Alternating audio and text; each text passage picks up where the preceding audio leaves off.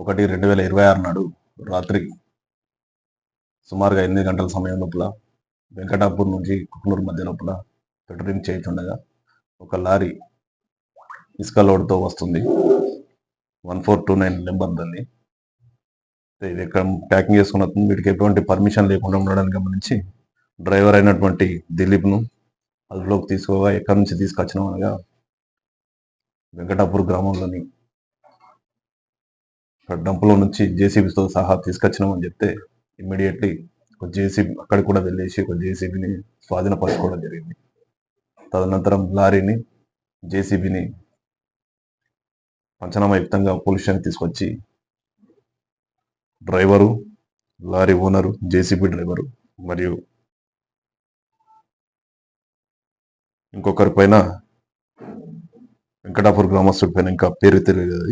అది తదుపరి విచారణ తెలుపుతాం. వారందరిపైన కేసులు నమోదు చేసి దర్యాప్తు చేస్తుంది.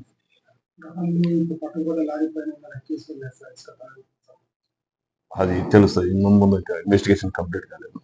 నిన్న రాత్రి తీసుకొచ్చినాం కాబట్టి రేపటి వరకు ఏమైనా కొలికి వస్తుంది.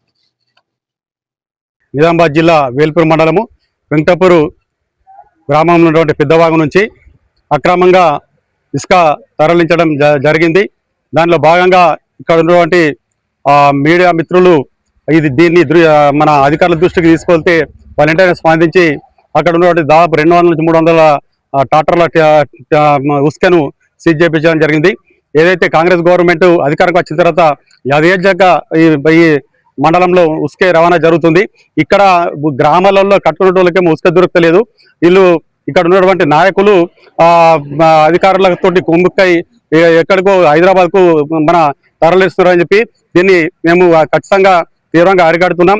ఎందుకంటే ఇంతకుముందు గతంలో ఏదైతే టీఆర్ఎస్ గవర్నమెంట్లో ఉన్నప్పుడు టన్ను ఇసుక ప్రకారము ఉసుక అమ్మడం జరిగింది. ఎవరైనా తీసుకోవడం జరిగింది. ఇప్పుడు కేవలం కొందరు నాయకులే ఈ ఉసుక దందా చేసుకుంటా వాళ్ళు ఉన్నటువంటి నియోజకవర్గ ఇన్ఛార్జ్ సునీల్ కుమార్ రెడ్డికి ముడుపులు ఇచ్చుకుంటా ఈ కార్యక్రమం చేపడుతుంది. కానీ మేము దీన్ని తీవ్రంగా ఖండిస్తున్నాం.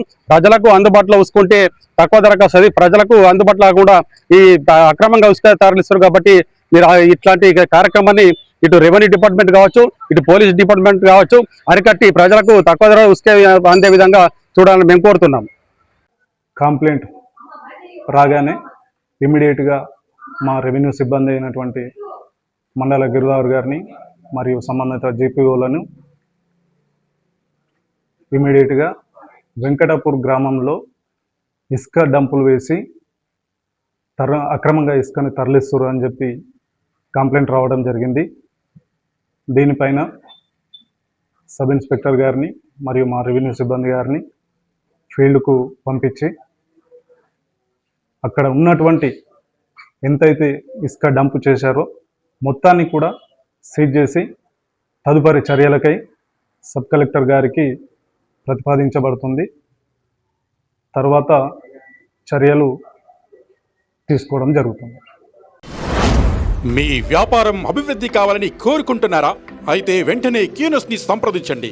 Schools, colleges, banks, shops, office promotions, land promotions, political promotions, restaurant promotions, hospital promotions, పుట్టినరోజు వేడుకలు, శుభకార్యాలు, వ్యాపారాలు ఏవైనా, సందర్భం ఏదైనా ఇప్పుడే క్యూనస్ ద్వారా తెలియజేయండి. మీ వ్యాపారాన్ని అభివృద్ధి చేసుకోండి.